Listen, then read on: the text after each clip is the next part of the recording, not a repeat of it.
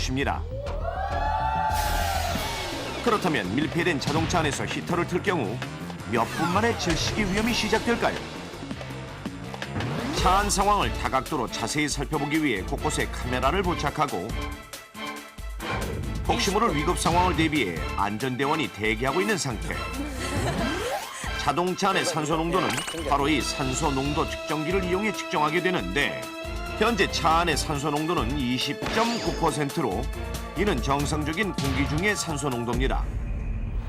실험 시작하겠습니다. 영하의 날씨에 차 안으로 들어가 추위를 피하는 실제 상황을 가정해서 차 안에는 4명의 남녀가 탑승합니다.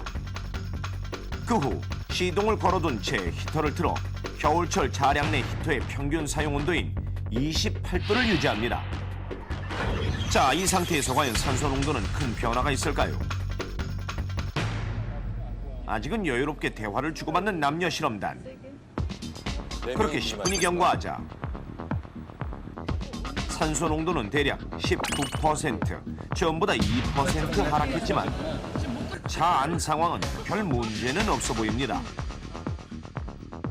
그리고 약 20분이 지나자 산소 농도는 17%대를 나타내는데 이처럼 18% 이하로 떨어질 경우 산소 결핍에 의한 각종 증상이 서서히 나타나기 시작하기 때문에 산소가 부족하다는 의미의 경보음이 울리고 실제로 실험단은 슬슬 토하는 모습이 역력합니다. 여자분들 머리를 묶어요. 그리고 25분이 경과하자 약 16%까지 떨어지는 산소 농도. 오, 덥고 숨쉬기가 약간은 버거운지 힘들어하는 실험단. 진짜 나가고 참고 싶다. 너무 덥지. 이처럼 불과 25분 만에 산소 부족으로 자각 증상을 느낄 수 있었고 그래서 제작진은 이쯤에서 실험을 중단했습니다. 그럼 이번엔 산소가 줄어드는 것을 보기 위해 차 안에 촛불을 켜놓아 보겠습니다. 그러면 더 빨리 줄지 않을까? 이때 차 내부의 산소 농도는 아까와 마찬가지로 20.9%. 촛불의 작은 불씨는 큰 변화 없이 잘 타오르는데 실험 시작 70분이 넘어서자 차 내부의 산소 농도는 19%대로 떨어집니다. 심지어 90분이 경과하자 산소 농도가 약 15%까지 떨어지더니 잠시 후 촛불이 꺼지고 맙니다. 산소가 아예 없다는 얘기죠? 그런가요? 대부분의 사람은 산소 농도가 16%로 떨어지면 체조직에 산소가 부족해 호흡과 맥박이 증가하고 산소 농도가 8% 이하로 떨어지면 두통, 고토가 발생해 대략 8분 내에 사망하게 됩니다. 즉 이렇게 급격히 산소가 줄어든다면 불과 4, 50분 만에 차 안에서 호흡 곤란으로 질식사할 수도 있다는 사실.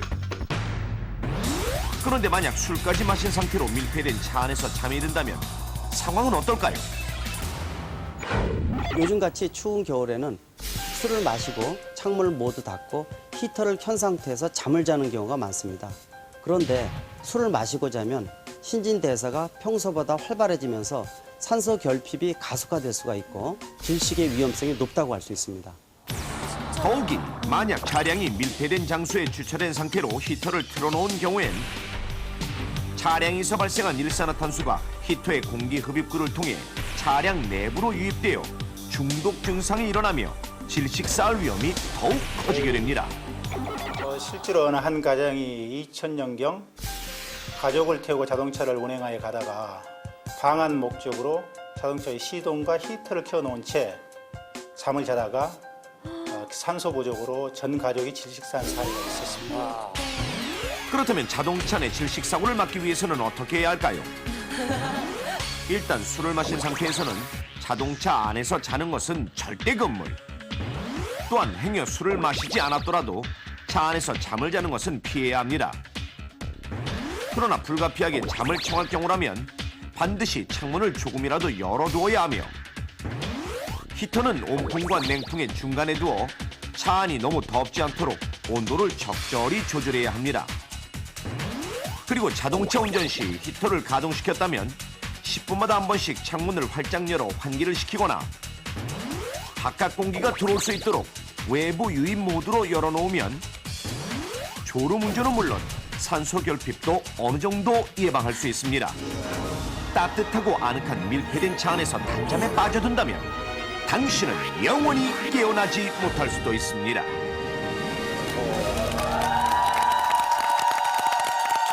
자, 이번 문제 굉장히 특이합니다. 관절에 손상을 입힐 수 있는 위험한 운동 습관 5가지를 릴리식으로 한 사람씩 돌아가면서 이제 문제를 푸는 거예요. 누구도 피해갈 수가 없습니다.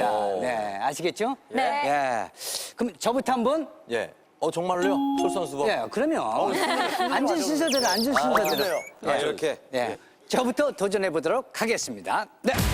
몇 년 전 시작된 웰빙 열풍과 더불어 최근에는 식스팩, S라인, 그리고 굴복지라는 신조어까지 유행하고 있는 만큼 건강하고 아름다운 몸 만들기에 관심이 많은 현대인. 때문에 계절을 불문하고 주변의 공원은 물론 운동시설이 있는 곳은 어디든 틈틈이 운동을 하며 건강을 돌보는 사람들로 북적이는데, 하지만 서울의 한 관절 전문 병원이 한 해 동안 병원을 찾은 관절 환자 13,000여 명을 분석해본 결과 20에서 40대 환자 수가 무려 43%로 운동에 대한 사람들의 높은 관심과 더불어 잘못된 운동 습관으로 인해 관절을 다치는 젊은 관절 환자 수가 그만큼 급증하고 있다는 사실.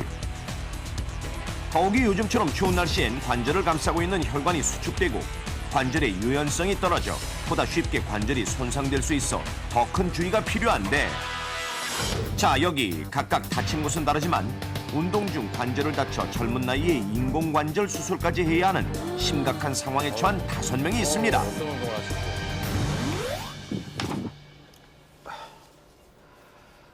잘못된 운동 습관으로 관절이 손상돼 외상성 관절염으로 진행됐습니다. 관절염이요? 그건 노인들만 걸리는 거 아니에요?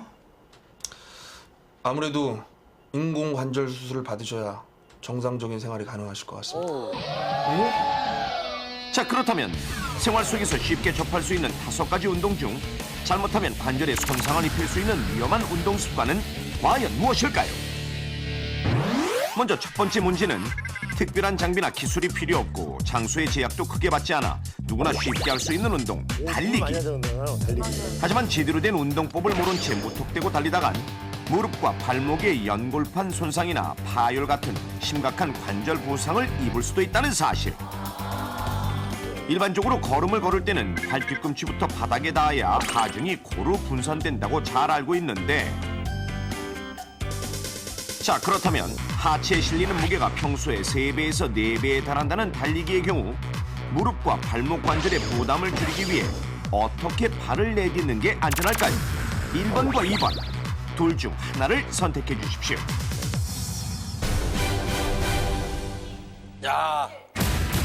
자, 2번입니다. 맞아. 아니에요. 저는 달라요. 왜냐면 아닙니다. 걸을 때도 꼭 발 뒤꿈치부터 무게를 치라고 하잖아요. 누가요? 분산시켜주기 위해서. 전문가분들이. 자, 내가 들었는데 왜 뒤에서 싸우세요? 예. 발 뒤꿈치로만 계속하면 발 뒤꿈치. 위기 탈출 넘버 1. 정답은 뒤꿈치, 발바닥, 발가락 순으로 달릴 때 역시 발바닥이 받는 하중을 순차적으로 분산시켜야 관절이 받는 충격을 줄일 수 있습니다. 다음은 등산. 흔히 등산은 오르막과 내리막, 울퉁불퉁한 산과 바위길 등을 걸으며 허리와 하체 관절을 강화해주는 운동으로 잘 알려져 있는데, 제가 등산 좀. 여러분은 혹시 등산할 때 배낭을 어떻게 매느냐 하는